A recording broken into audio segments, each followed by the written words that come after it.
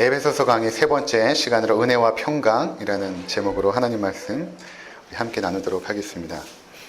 그동안 우리가 함께 나눴던 내용은 발신자와 수신자에 대한 것이었습니다. 그리고 오늘은 인사말이죠. 어떤 인사말인가 하면 하나님 우리 아버지와 주 예수 그리스도로부터 은혜와 평강이 너희에게 있을지어다 라는 인사를 하고 있습니다.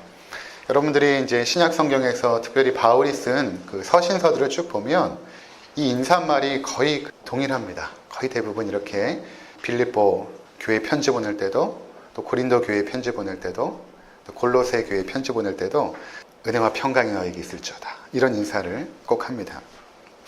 이건 단지 바울의 습관적인 어떤 편지의 인사말이기보다는 그가 신앙을 갖고 나서 예수 그리스도를 구주로 영접하고 하나님의 자녀가 되고 나서 그의 삶을 돌아보면서 가장 중요했던 것이 무엇인가를 돌이켜보니까 은혜구나, 그리고 평강이구나 라는 사실을 깨닫게 된 것입니다. 그래서 이것을 인사말로 전하는 것이거든요. 그리고 에베소서의 말씀은 이 은혜와 평강을 어떻게 보면 풀어놓은 그런 서신이다 이렇게 말씀드려도 될 것 같습니다. 우리도 전에 지금도 그렇지만 인사말로 뭐라고 합니까? 식사하셨습니까? 왜 식사하셨습니까가 인사가 되었을까? 참 먹고 살기 힘들 때에 가장 중요했던 것이 무엇입니까?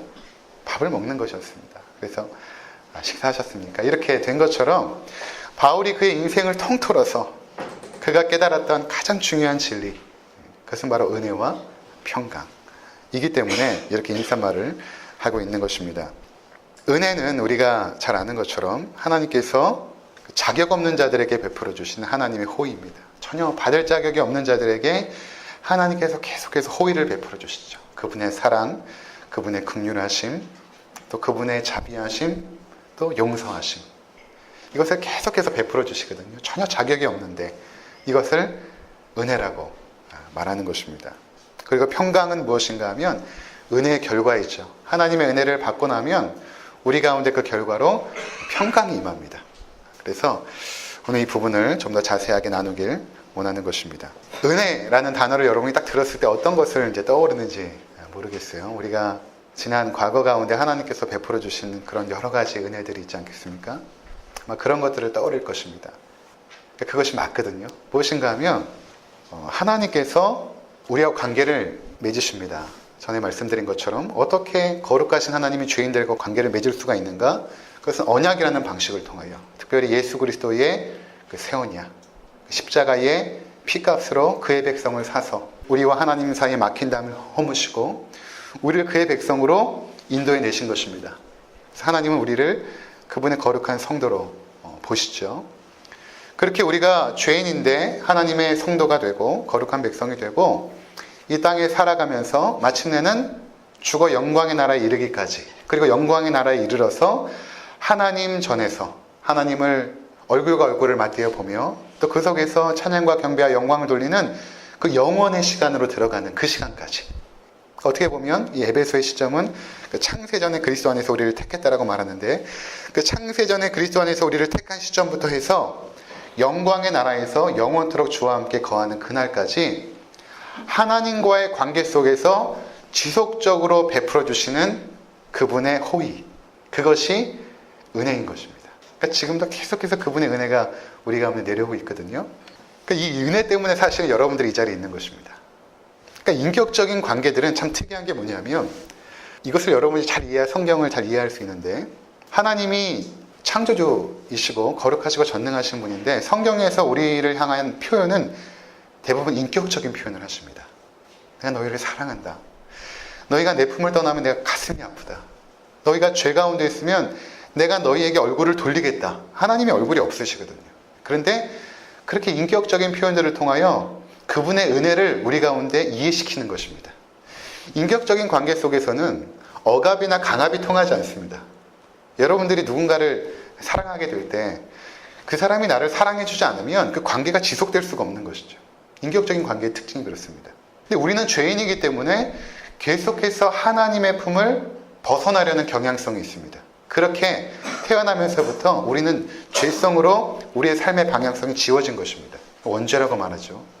그러면 그렇게 원죄 속에서 하나님을 대항하여 반역하는 그들을 어떻게 하나님은 그분의 자녀로 계속해서 만들어 가시는가?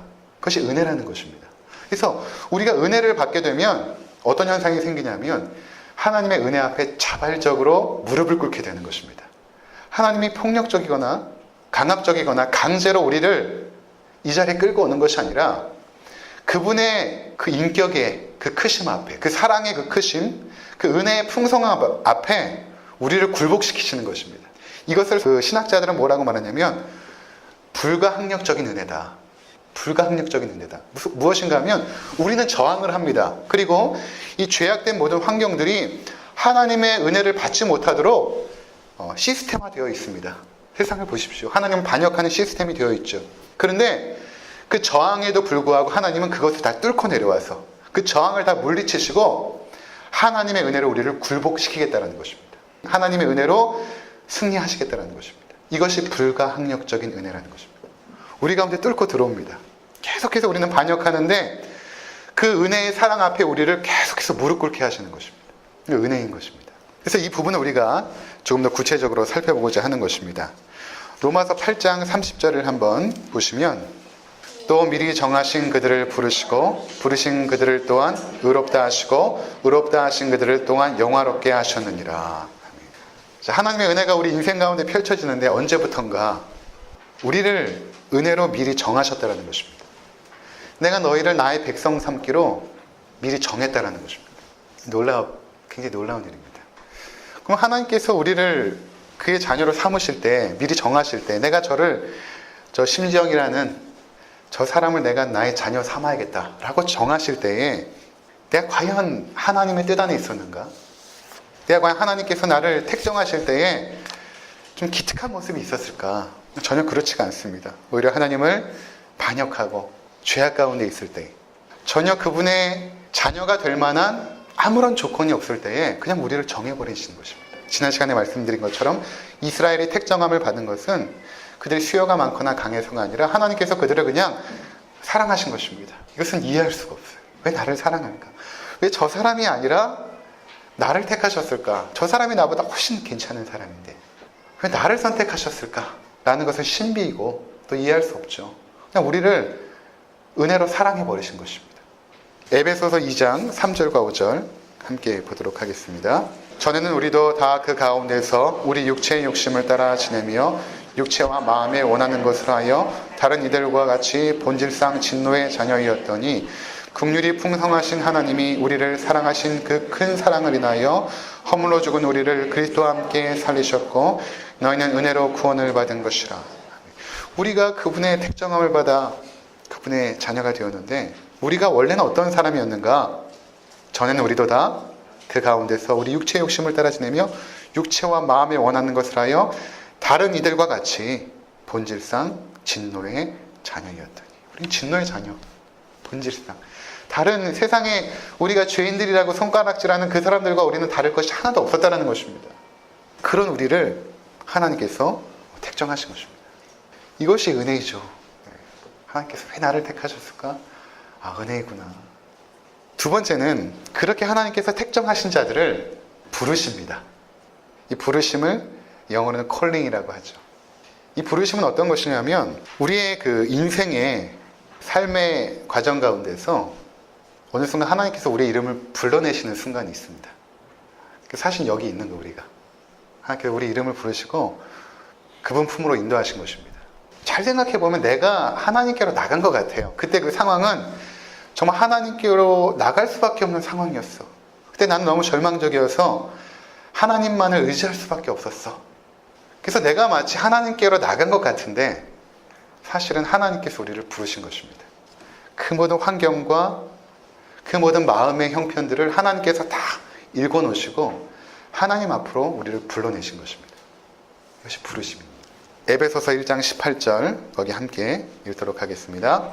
너희 마음의 눈을 밝히사 너희 부르심의 소망이 무엇이며 성도 안에서 그 기업의 영광의 풍성함이 무엇이며 나중에 이것을 이제 바울이 기도하는데 에베소 성도를 향하여 기도하는데 그 내용이 뭐냐면 너희를 부르셨는데 그 부르심의 소망이 무엇인지를 너희가 알기를 원하노라 기도합니다. 또 에베소서 4장 1절 함께 읽겠습니다. 그러므로 주 안에서 갇힌 내가 너희를 권하노니 너희가 부르심을 받은 일에 합당하게 행하여. 부르심을 받은 것입니다. 에베소서 4장 4절 몸이 하나요 성령도 한 분이시니 이와 같이 너희가 부르심의 한 소망 안에서 부르심을 받았느니라. 또 로마서 8장 28절 함께 읽겠습니다. 우리가 알거니와 하나님을 사랑하는 자 곧 그의 뜻대로 부르심을 입은 자들에게는 모든 것이 합력하여 선을 이루느니라. 하나님께서 우리를 부르신 것입니다. 가장 완벽한 때. 성경에서 말하는 시간은 이제 두 가지입니다. 원어로 이제 크로노스라는 시간이 있고 카이로스라는 시간이 있죠. 크로노스라는 것은 그냥 흘러가는 우리의 시간들, 흘러가는 시간들입니다. 하나님이 이 시간도 창조하셨죠. 근데 거기에 카이로스라는 시간이 있는데 이 카이로스라는 시간은 하나님께서 작정하신 완벽한 때가 있습니다. 그래서 예수님께서도 때가 참에 이 땅에 오셨고 했을 때 그 때가 라는 단어가 카이로스입니다.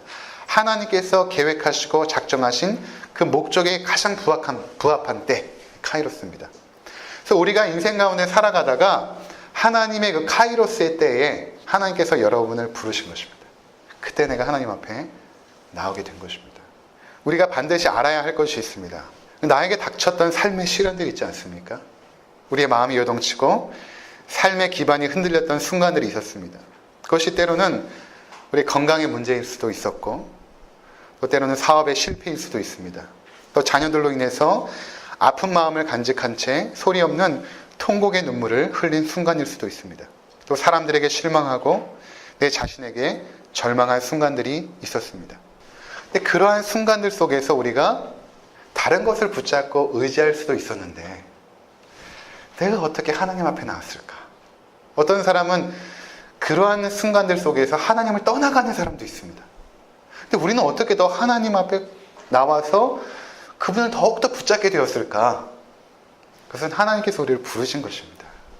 내가 나온 것 같지만 하나님 우리를 불러내신 것이죠. 그래서 우리가 세상의 모든 것을 잃어도 구주 예수 그리스도를 붙잡게 되면 모든 것을 다 얻은 것이죠.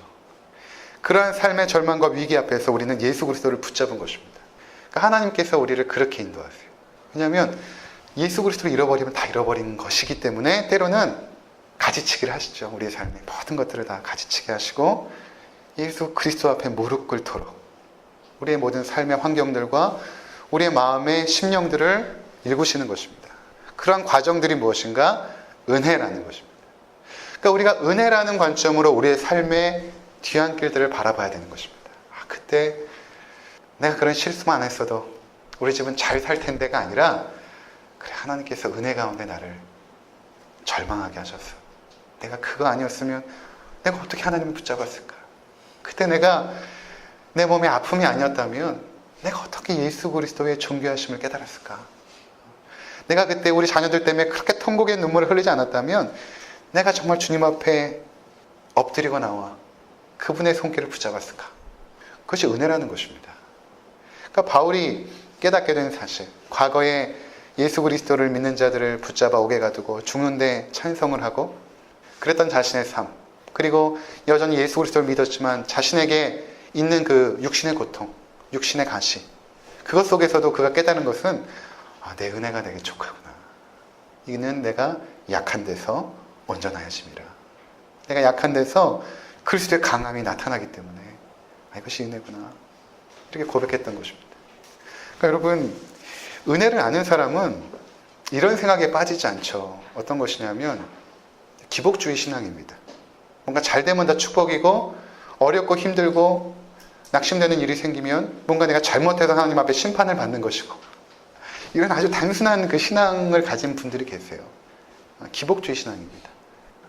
우리 가운데 있는 그 절망의 순간 속에서도 하나님의 은혜가 아주 풍성하게 임하고 있는 것입니다. 자, 그래서 아까 읽은 것처럼 로마서 8장 28절에 여기 다시 한번 우리 읽도록 하겠습니다. 로마서 8장 28절. 우리가 알거니와 하나님을 사랑하는 자 곧 그의 뜻대로 부르심을 입은 자들에게는 모든 것이 합력하여 선을 이루느니라. 그렇게 우리를 부르신 자들은 모든 것들이 합력하여 선을 이루어 나가고 있다는 것입니다. 우리의 절망까지도, 우리의 실패까지도, 우리의 좌절까지도 하나님의 은혜를 이루는 수단으로서 우리 가운데 임하고 있다는 것입니다. 세 번째는 이렇게 부르신 자들을 하나님께서 어떻게 하시냐면 의롭게 하십니다. 로마서 3장 24절 함께 읽도록 하겠습니다. 그리스도 예수 안에 있는 성령으로 말미암아 하나님의 은혜로 값없이 의롭다 하심을 얻은 자 되었느니라. 은혜로, 하나님의 은혜로 값없이, 우리는 값을 치르지 않습니다. 의롭게 된 것이, 그렇게 우리가 의롭다 하심을 얻었습니다. 디도서 3장 7절 우리로 그의 은혜를 힘입어 의롭다 하심을 얻어 영생의 소망을 따라 상속자가 되게 하려 하심이라. 그 은혜를 힘입어서 의롭다 하심을 우리가 입게 되었다. 그러니까 입게 되었다라는 것은 어떤 의미가 있냐면 우리가 의로워진 것이 아니라 우리가, 여러분 잘 보세요. 내가 의로워졌습니까? 하나님의 자녀가 돼도 여전히 나는 죄인입니다. 근데 의로움을 입은 것입니다. 어떻게 입었냐면 예수 그리스도께서 획득하신 그 의로움을 우리 가운데 전가시켜 주셔서 하나님께서 그 의로움을 우리의 의로움으로 여겨주시는 것입니다. 이것을 칭의라고 말하죠. 법정적인 용어입니다. 우리가 하나님의 심판대 앞에 섰는데 하나님, 저는 죄인입니다 라고 고백을 하는데 하나님의 법정에서는 뭐라고 심판하시냐면 너는 의인이다. 심판, 칭의, 의롭다라고 칭해 주시는 것입니다. 의로움을 입혀주셨기 때문에, 예수 그리스도께서 획득하신 그 의로움을 우리의 의로움으로 여겨주셨기 때문에 우리가 의롭게 된 것입니다. 자, 그러면 어떻게 그것이 가능한가? 여기 보니까 로마서 3장 24절에 예수 안에 있는 성량으로 말미암아, 그러니까 하나님의 은혜의 근거가 지금 이 성량이라는 것입니다. 이 성량을 근거로 하여서 우리를 의롭게 하셨다. 왜냐하면 죄인은 심판을 받아야 마땅하거든요. 그것이 하나님의 공의입니다. 죄인을 그냥 의롭게 하시는 것은 하나님의 공의가 아니죠. 만약에 그런 하나님이라면 우리가 하나님을 어떻게 신뢰하겠습니까? 하나님은 죄를 반드시 심판하십니다. 그럼 우리가 심판받아야 되는데 어떻게 우리가 의롭게 되었는가? 성량이라는 단어를 이해해야 우리가 알 수 있습니다. 성량이라는 것은 그 당시에 그 로마의 시장에서 사용하던 그 시장 언어였어요. 그러니까 로마에는 노예가 굉장히 많이 있었죠, 그 당시에. 그래서 시장에 가면 노예들을 파는 그런 장소가 있었습니다. 사람들이 노예를 쫙 세워놓고 돈을 주고 노예를 삽니다. 근데 간혹 어떤 경우가 있냐면 원래 노예 신분이 아니었는데 빚을 못 갚아서 노예 신분으로 전락되어지는 사람들이 있었습니다. 그렇게 되면 그의 친족이나 누군가가 돈을 주고 이 노예를 삽니다. 노예 신분으로 전락한 이 노예를 삽니다. 그리고 나서 이 노예를 자유인의 신분으로 해방시켜 줍니다. 그때 사용하던 단어가 뭐냐면 속량입니다. 그러니까 내가 이 노예를 속량하겠습니다 라고 하면 돈을 주고 그 노예를 사서 이제 당신은 자유인입니다. 그리고 풀어줍니다. 그때 속량이라는 단어가 사용되어졌다는 것입니다. 그러니까 죄의 싹은 사망이고 하나님의 저주고 심판인데 우리는 값을 치를 수가 없죠. 죄인이 어떻게 죄값을 지불하겠습니까? 우리는 지불할 수가 없습니다. 우린 노예 신분입니다. 죄의 노예죠. 죄에 끌려다녔던 노예. 그런데 하나님께서 어떻게 하셨냐면 자신의 아들의 피값을 준 것입니다. 우리가 심판을 받고 저주를 받아야 되는데 자신의 아들을 십자가에 세움으로 하나님의 모든 진노와 저주를 자신의 아들에게 다 퍼부은 것입니다. 하나님은 죄인을 향하여 진노하시거든요. 분노하십니다. 근데 그 분노를 어떻게 달래셨는가? 자신의 분노를 어떻게 거두셨는가? 자신의 아들을 죽이면서 자신의 분노를 달래신 것입니다. 그래서 이 로마서 3장 24절의 위에 보면 어떤 내용이 있냐면 하나님께서 그 아들을 화목제물로 드리셨나니 이렇게 말합니다. 화목제물로 드리죠. 화목제물이라는 것은 그 당시에 신의 진노를 달래기 위하여 드리는 제사 용어. 이게 화목제물이거든요. 그러니까 그 진노하신 하나님을 향하여서 제물이 드려집니다. 그 제물이 누구인가? 예수 그리스도. 그럼 그 제물을 누가 드리는가? 하나님이 드리십니다. 이것을 우리가 이해하지 못하니까 이미 구약에 하나님께서 아브라함이 이삭을 번제로 드리는 내용을 통해서 아버지가 자식을 죽이는 아픔을 너희가 아느냐? 이것을 실물로 교훈하신 것입니다. 이미 그때부터 내가 너희를 어떻게 구원할 것인가? 아들의 죽음을 통해서 구원할 것이다. 아들의 죽음을 통해. 그래서 우리는 값을 지불하지 않았지만 하나님께서 그 값을 지불하신 것입니다. 성령. 우리를 사단의 노예, 죄의 노예로부터 사시고 너희는 자유자다. 너희는 이제 더 이상 죄와는 관계없고 내가 그것을 다 갚았기에 너희는 의인이다. 이렇게 칭해 주신 것입니다. 그래서 이제 우리가 의인이 된 거예요. 예수님께서 십자가에 죽으실 때에 마지막에 뭐라고 말씀하셨냐면 다 이루었다. 이 원어로 보면 테텔레스타이 이렇게 말합니다. 테텔레스타이라는 것은 다 지불되었다. 죄인들이 갚아야 될 그 모든 죄의 대가가 이제 다 갚아졌다. 내가 하나님의 진노를 다 짊어졌으니 다 갚아졌다. 그렇게 된 것입니다. 그러니까 예수 그리스도로 말미암지 않고는 의롭게 될 수가 없는 것이죠. 근데 이러한 길을 누가 여셨는가? 자신의 아들을 십자가에 죽이며 그 분노를 달래시고 그 아들을 보시며 죄인들을 자신의 자녀 삼으시고 이것을 언약으로 자기의 백성으로 삼으시는 이 약속을 맺으신 그 하나님, 그것이 은혜라는 것입니다. 은혜가 아니고는 이렇게 될 수가 없는 것이죠. 그 은혜의 풍성함을 우리가 알아가야 되는 것입니다. 자, 이렇게 우리가 의롭게 되어졌습니다. 예수 그리스도의 속량으로 말미암아 의롭게 되었습니다. 하나님의 은혜로 말미암아. 그럼 거기서 끝나는 것이 아닙니다. 마지막은 영화롭게 하십니다. 베드로전서 5장 10절 함께 읽도록 하겠습니다. 모든 은혜의 하나님 곧 그리스도 안에서 너희를 부르사 자기의 영원한 영광에 들어가게 하시니가 잠깐 고난을 당한 너희를 친히 온전하게 하시며 굳건하게 하시며 강하게 하시며 털을 견고하게 하시리라. 자, 이렇게 우리가 이 땅에 사는 동안 우리가 잠깐 고난을 당하지만 그 고난조차도 너희를 온전하게 하고 굳건하게 하고 강하게 하고 털을 견고하게 하셔서 마침내는 뭐냐면 영원한 영광에 들어가게 하신다는 것입니다. 영원한 영광에 들어가게 하시겠다. 하나님께서 얻으신 그 영광을 너희에게도 내가 주겠다. 이렇게 말씀하고 있는 것입니다. 그러니까 우리가 완전한 하나님 나라에 들어갔을 때는 어떤 상태가 되냐면 영화로운 상태가 되는 것입니다. 우리의 몸도 더 이상 썩지 않고 아픔이 없고 눈물이 없고 영화로운 상태로 우리가 들어가게 되는 것이죠. 에베소서 2장 6절 거기 밑에 한번 읽도록 하겠습니다. 또 함께 일으키사 그리스도 예수 안에서 함께 하늘에 앉히시니. 우리 다시 한번 읽어볼까요? 시작. 또 함께 일으키사 그리스도 예수 안에서 함께 하늘에 앉히시니. 여러분 이 시점을 잘 보시면 어떤 시점이냐면 너희를 함께 일으키사라는 것은 예수님께서 부활하실 때 우리도 함께 죽었던 우리가 함께 일어나서 그리스도 예수 안에서 함께 하늘에 앉히시니. 이미 앉혔다라는 것이거든요. 과거입니다. 과거. 그러니까 우리의 존재가 이게 잘 이해가 되지 않죠. 우리 존재가 이미 하늘에 앉아있다라는 것입니다. 그러니까 지금 바울의 시점은 어떤 시점이냐면 다음 주에 살펴보게 되겠지만 너희를 창세전에 선택했는데 너희 존재가 지금 어디 있냐면 이미 하나님 보좌 앞에 예수 그리스도와 함께 너희들은 이미 앉아있다. 너희의 존재는 이미 영광스러운 그 나라에 있는 존재다라고 이미 선포하고 있는 것입니다. 우리는 지금 이 시공간 속에서 살아가고 있는데 현재라는 시점을 살아가고 있는데 어떻게 성경의 진리는 하늘에 앉아있다라고 말하고 있는가? 이것이 이제 하나님의 시선이거든요. 우리는 이 시선이 없죠. 시공간의 제약 속에 사니까. 근데 하나님은 시공간을 초월해 계시죠. 시간을 만드시고 크로노스를 만드시고 카이로스를 조성하시는 분이 하나님이십니다. 시간과 공간을 창조했기 때문에 시공간을 초월해 계십니다. 그럼 시공간을 초월해 있는 하나님에게는 우리의 모든 삶의 흔적들은 눈에 보이지도 않거든요. 하나님께는 우주조차도 먼지만 합니다. 그러니까 우리의 삶의 인생의 그 흔적들조차도 눈에 보이지 않을 만큼 작죠. 근데 그런 우리들의 하나님께서는 끔찍히 아끼시고 사랑하지 않습니까? 시공간을 초월한 하나님의 입장에서는 내가 너희를 택정했다면, 내가 너희를 정했다면, 나의 자녀 삼기로 정했다면 그것은 이미 너희들은 영원한 영광의 나라에 있는 것이다 라는 것입니다.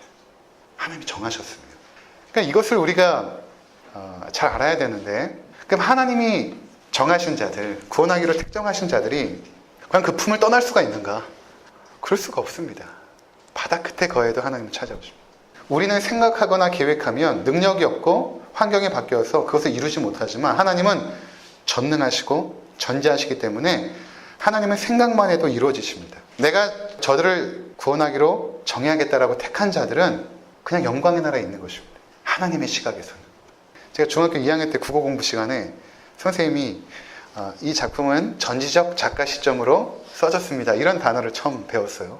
전지적 작가 시점이라는 것을 하면서 선생님이 뭐라고 설명했냐면 마치 작가가 그 작품을 초월하여서 이 작품 속의 인물들이 움직이는 모든 상황들을 그 작가는 다 알고 있는, 지금 작품 속에 있는 이 인물은 여기서 밥을 먹고 있지만 무슨 생각을 하는지 작가는 알고 있고, 그 다음에 벌어질 일이 무엇이었는지, 그가 태어나서 죽을 때까지 모든 삶의 여건을 알고 있는 그 작가 입장에서 작품을 쓰는 것이 전지적 작가 시점이다. 이런 얘기를 했거든요. 전지적 작가 시점. 모든 것을 아시는 것이죠. 그러니까 전능하시고 전지하신 하나님의 시각으로 우리를 볼 때는, 너희가 창세전에 택함을 받았다면 너희는 이미 예수와 함께 하늘에 앉아있다. 예수와 함께 하늘에 앉아있다. 그렇게 보시는 것입니다. 그러니까 우리의 구원이 얼마나 놀라운 것입니다. 그러니까 우리는 때로는 이 땅에 살면서 하나님을 실망시키고 하나님을 염려시키는 많은 일들을 하겠지만, 하나님은 지금까지 해왔던 것처럼 은혜를 계속해서 부어주실 것입니다. 때로는 징계를 통해서 돌이키기도 하지만 그것도 은혜죠. 징계도 은혜입니다. 때로는 그 뜨거운 사랑 앞에 굴복하게 하시는 그 은혜 속에서 우리를 그 영화로운 나라까지 인도하시겠다는 것입니다. 이것은 불가항력적이에요. 여러분들이 저항해도 하나님은 뚫고 들어오십니다. 막을 수가 없습니다. 이러한 우리의 삶의 전 과정, 구원으로 이끄는 전 과정이 은혜로 되는 것입니다. 그 과정 속에서 우리는 실패할 것입니다. 철저하게 자신이 얼마나 죄인인지를 깨닫게 될 것입니다.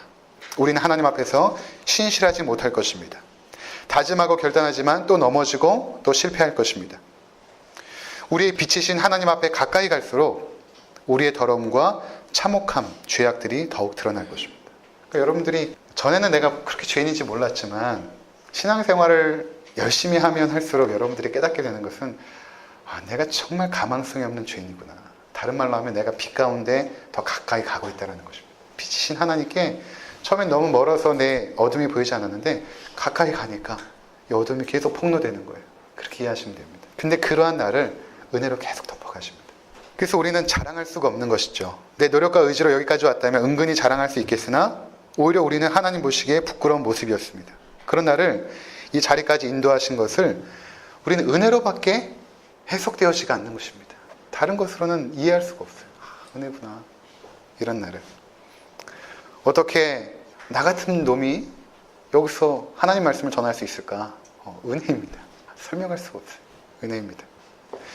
저는 제가 아는 것이, 하나님께서 당장 이 자리에서 저를 죽이시고 지옥에 던져도 저는 아무런 할 말이 없습니다. 이게 마땅하구나. 마땅합니다. 저는 지옥에 가도 마땅합니다. 근데 이 자리에서 하나님 말씀을 전할 수 있는, 이것은 은혜라고 밖에 설명할 수가 없는 것입니다. 우리가 지나온 삶이 은혜였고 이제 앞으로도 은혜로 살아가게 될 것입니다. 2019년 한 해 동안에 하나님의 더 큰 풍성한 은혜가 우리 가운데 부어질 것입니다. 그래서 우리는 소망이 있는 것이죠. 소망이 있는 것입니다. 여러분의 삶의 형편과 과거의 뒤안길을 보면 과연 2019년 새해에 좋은 일들이 있을까? 근데 우리를 보면 소망이 없죠. 환경을 보면 소망이 없습니다. 근데 하나님을 우리는 기대하는 것입니다.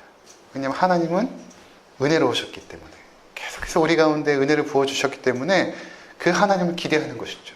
그 하나님을 소망하는 것입니다. 그래서 하나님은 항상 우리의 기대의 이상이셨습니다. 항상 우리가 기대했던 것들보다 더 큰 은혜를 주시니까.